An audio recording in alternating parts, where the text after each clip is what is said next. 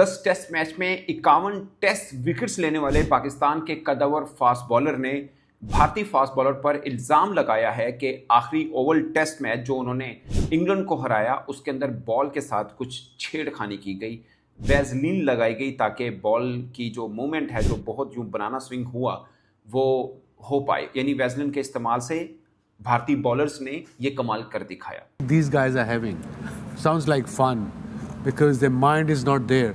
बेइज्जती अपनी ते करानी साडी भी ना कराओ पूरी दुनिया इच।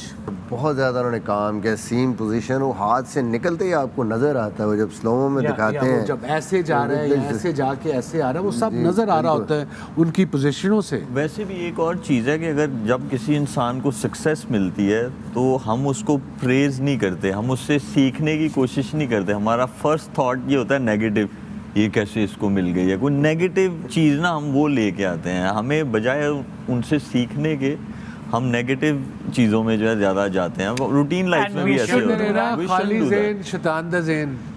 जब सीरीज खत्म होती है ना, फिर सबसे अहम मरहला शुरू होता है सीरीज का ना, पोस्टमार्टम होता है।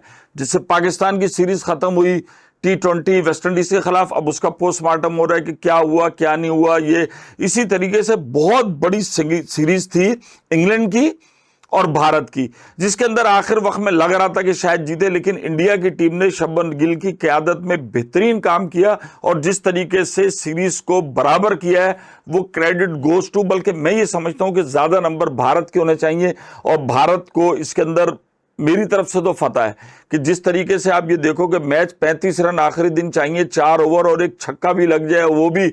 और इस सीरीज का जो हीरो है भाई वो है मोहम्मद सिराज। मतलब यार वो इंटरव्यू कह रहा है, कहने लगा भाई मुझे ऐसा, मैंने गूगल पे गया, मैं 8 बजे मैच के लिए उठता था, मैं 6 बजे उठा और फिर बात ये कि यार बड़ी बेहतरीन चीज चल रही है और उसमें बड़ा अच्छा हुआ। डैरल उसके अंदर जनाब भारतीय वो डेल स्टेन ने जनाब उसको एक कहा था, वो ट्वीट भी है आपको नजर आएगी, कि उसने कहा था यार पंजा जो है तुमने टेस्ट में नहीं मारा, तो सिराज को एतमाद कितना था, उसने कहा ये लें, और उसने टेस्ट क्रिकेट में पंजा मार दिया। अब आप ये देखें कि हर आदमी, ये वो सिराज है जिसको तनकीद का निशाना बनाया जा रहा था, इसको घर भेज दो यार, ये तो वो है फलाना। असल में मुझे लगता है कि यार गरीब की कहीं पे भी नहीं, वो हिंदी विंदी में बात करता है, रिक्शा ड्राइवर का बेटा है ना, तो ये सारे बर्गर मां समझते हैं कि वो बिल्कुल कोई ऐसा है। भाई जो खिलाड़ी होता है ना वो बड़ा होता है, और उसकी हिमायत में बोला कौन है?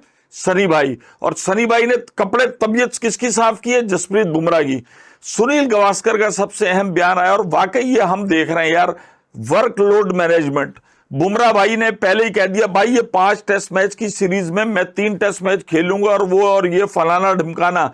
सिराज भाई ने 5 टेस्ट मैच खेले, 5 के 5, और एवरेज आप देखो 7 से 8 ओवर्स के स्पेल किए। टोटल इंग्लैंड के खिलाफ सीरीज में 185.3 ओवर्स कराए हैं। और आप ये देखें कि सिराज भाई ने हिसाब किताब बराबर कर दिया। आखिरी मैच में जनाब कहा गया उसको कि यार आप आराम कर लो, ये उसने कहा नहीं भाई मैं 5 के 5 खेलूंगा। तो ये मैं सबको सिचुएशन बता रहा हूं। और इस मैच के जो अंपायर थे वो वर्ल्ड बेस्ट एहसन रजा और धर्मसेना वो थे। ये बात मैं सिर्फ इसलिए कर रहा हूं कि दोनों वर्ल्ड बेस्ट अंपायर हैं और एक अंपायर का ताल्लुक पाकिस्तान के साथ भी है। अभी मैंने क्लिप देखा था, पाकिस्तानी फास्ट बॉलर तनवीर अहमद ने भी कहा कि मोहम्मद सिराज एक ऑर्डिनरी बॉलर है, मामूली है, क्या खास कमाल है उसमें। मुझे लगता है कि शायद बहुत से पाकिस्तानी फैंस को ये अच्छा लगता होगा। कुछ पाकिस्तानी क्रिकेटर्स इंडिया क्रिकेट को कोई वैल्यू नहीं देते हैं, बट आप इससे हकीकत से मुंह नहीं मोड़ सकते। ये कबूतर की तरह आंखें बंद कर देने वाली बात है।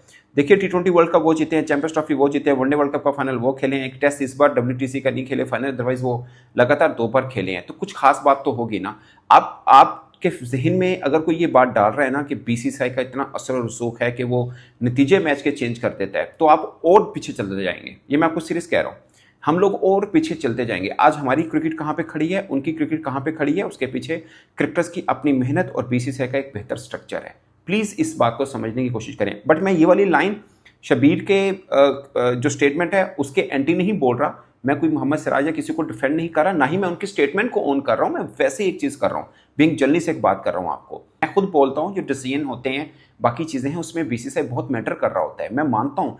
मगर क्रिकेटिंग डिसीजन पे BCCI या किसी का रसूख नहीं होता। इंग्लैंड क्यों अपने घर में हारना चाहेगा, ऑस्ट्रेलिया क्यों इंडिया से हारना चाहेगा, ये समझने की ज़रूरत है दोस्तों। तो सिराज का अगर कंपैरिजन हम करें अपने फास्ट बॉलर से, तो आपके सामने है देखें अगर सिराज का हम कंपैरिजन, जिस तरह मैं आपसे पहले भी बात कर रहा था, शाहीन अफरीदी के साथ करें तो शाहीन अफरीदी की परफॉर्मेंस बुरी नहीं है। 31 टेस्ट मैचेस में 116 विकेट्स हैं, 28 का एवरेज, 53 का स्ट्राइक रेट थोड़ा सा बेहतर करें, ज़्यादा है ये, ठीक है। और आखिरी 10 इनिंग में 15 या 14 उनकी विकेट्स हैं।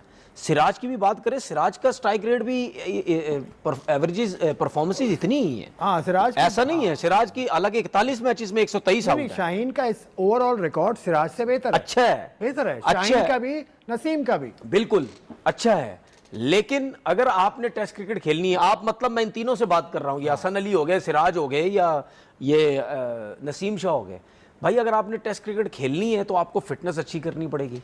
अगर आपने टेस्ट क्रिकेट खेलनी है, लोगों को बताना है मैंने टेस्ट क्रिकेट खेलनी है, तो फिर आपको डोमेस्टिक के कुछ मैचेस भी खेलने पड़ेंगे। क्योंकि अगर आप ये कहते हैं कि जी white ball cricket, ODI cricket, T20 length बदल जाती है, टेस्ट क्रिकेट में लेंथ बदलती है, तो आपको कहीं ना कहीं खेलना पड़ेगा। अच्छा, हमारे फास्ट बॉलर्स को क्या प्रॉब्लम हो रहा था, जब दूसरा स्पेल करने आते थे गेंद नहीं पहुंच रहा, तीसरा स्पेल करने आते थे गेंद नहीं पहुंच रहा, फिटनेस का बहुत ज्यादा इशू हो रहा है, जिसकी वजह लेंथ का इशू होने लग गया था। हालांकि आप इसकी शाहीन की परफॉर्मेंस देखें, बुरी तो नहीं है। शाहीन को सोचना चाहिए टेस्ट क्रिकेट रेगुलर खेलें। रेगुलर हमारे पास लेफ्ट आर्म फास्ट बॉलर कोई नहीं है, रेगुलर खेले, ठीक है, लेकिन आखिरी जो उनकी फॉर्म है इन तीनों बॉलर्स की, हमारे हम एक बात कर सके कि Shubman Gill versus Babar Azam as cricketer, overall cricketer, किस तरह से वो नर्चर हुआ, किस तरह से वो अंधेरों में गया, किस तरह से उससे डिलीवर नहीं हो रहा था शुभमन गिल से, लेकिन ऑल ऑफ द सडन वो वापस लाइमलाइट में आया, कप्तान बन गया। ये सब कुछ उसने 1 साल के ही अरसे में बर्दाश्त किया, ठीक है। फिर वो कप्तान बन गया, कप्तान बना, और उसके साथ साथ फिर उसने डिलीवर करना शुरू किया एज कैप्टन। उसने अपने आप को पहले टेस्ट के बाद अपनी बॉडी लैंग्वेज को बड़ा इंप्रूव किया। उसके बाद आप देखें तो जीत लाया on the other end Babar Azam से। मैं सीरियस नोट पर बात कर रहा हूँ, बजाने वाली हैसियत से बात नहीं कर रहा। बाबर आजम जिनको उनके कद से ज्यादा बड़ा बता दिया गया, वो प्लेयर अच्छे थे जब वो पुराने किसी कप्तान में, सरफराज का नाम नहीं ले रहा, कोई भी हो सकता है, वो पुराने कप्तानों के अंडर जब खेले, मुद्दा मेरा बाबर है, मुद्दा सरफराज नहीं है, तो वो पुराने कप्तान के अंदर खेले, डांट भी पड़ती थी, गेम अवेयरनेस थी कि कब एक्सीलरेट करना है, पर्सनल माइलस्टोन के लिए नहीं खेलना है। All of the sudden Pakistan cricket में पॉलिटिक्स घुसी। पॉलिटिक्स की वजह से बाबर आजम, क्योंकि एक ही ऐसा आदमी था जिसके ऊपर रखकर सरफराज को गिराया जा सकता था कि यार ये लगातार रन बनाता है, तो हर मैच में रन करता है, कंसिस्टेंट परफॉर्मर है, जिसने पाकिस्तान क्रिकेट का बुरा चाहा, उसने बाबर आजम को पाकिस्तान का कप्तान बना दिया। वहां से बाबर आजम खुद भी फारिग होने लगे, ना उनका लर्निंग प्रोसेस जो था वो रुक गया, ठीक है, ना उनसे एग्जीक्यूशन उस तरह से हुई, ना वो गेम अवेयरनेस की तरफ रहे। फिर वो सिर्फ इस चक्कर में रहे कि मैं अपनी कप्तानी कैसे बचा लूं, मैं कौन से वो कहते हैं असरदार खिलाड़ी हैं, मतलब जिनका असर होता है कि वो बाहर नहीं होंगे, उनके साथ मैं कैसे ग्रुपिंग कर लूं, जिसमें रिजवान भी थे, फखर जमान भी थे, फिर शाहीन आफरीदी, हमें पता है वो बॉलर भी अच्छा है, पर हमें पता है कि उसके बैक पर है दोस्तों क्या। स्वागत है आपका संसार न्यूज के एक और नए वीडियो में। दोस्तों भारतीय टीम जब भी अच्छा करती है, भारतीय टीम जब भी दुनिया में नाम रोशन करती है, तब पाकिस्तान के जो कुछ क्रिकेटर ऐसे हैं जिनको, सारे क्रिकेटर्स नहीं बट कुछ क्रिकेटर ऐसे हैं जो कि सामने आ जाते हैं और उनका आरोप लगाना शुरू हो जाता है, भारत के ऊपर घिनौना आरोप लगाना शुरू कर देते हैं। एक ऐसे ही पाकिस्तान के पूर्व खिलाड़ी हैं जिनका कहना ये है कि जो मोहम्मद सिराज ने, जो कि 80 ओवर के बाद से भारत ने गेंद पे वैसलीन लगा दिया था, जिससे उनके हाथ से गेंद तेज छूट रही थी और पिच पे गिरने के बाद जो कि गेंद ज़्यादा टर्न कर रही थी, गेंद ज़्यादा इधर उधर सिम कर रही थी, जो कि बैट्समैनों को समझ नहीं आ रहा था। तो ये कितनी ज़्यादा घटिया बात है कि एक इतना बड़े लेवल पे हो करके भी आप ऐसी बातें करते हैं। हमारे पास वसीम अकरम ने भी उनको काफ़ी ज़्यादा अच्छे तरीके से रिलाई किया है कि अपनी बेइज्जती तो दुनिया में कराते हो, मेरे भी ना कराओ साथ ही साथ, क्योंकि किसी की मेहनत को भी हमको अप्रिशिएट करना चाहिए। जो कि कोई भी हो दुनिया में, अगर वो सफलता पाया है तो वो अपनी मेहनत से ही पाया है, वो हम ना कि हम उससे जले, हम उसको अप्रिशिएट करें। अगर जले ना तो फिर उसकी बराबरी करके दिखाएं, तो अपने बराबरी करके दिखाना, ये नहीं कि किसी की मेहनत को आप, जो कि अगर किसी से आगे नहीं जा सकते तो उसके पाँव के नीचे खुदाई करने लगे। ये ऐसी वाली कहानी हो जाती है पाकिस्तान के जो कुछ क्रिकेटर्स हैं उनके, क्योंकि उनकी हरकतें ही ऐसे हैं कि वो जब भी भारत कोई भी, यहाँ तक नहीं बल्कि पिछले वर्ल्ड कप 2023 वर्ल्ड कप में भी ऐसा आरोप लगाया था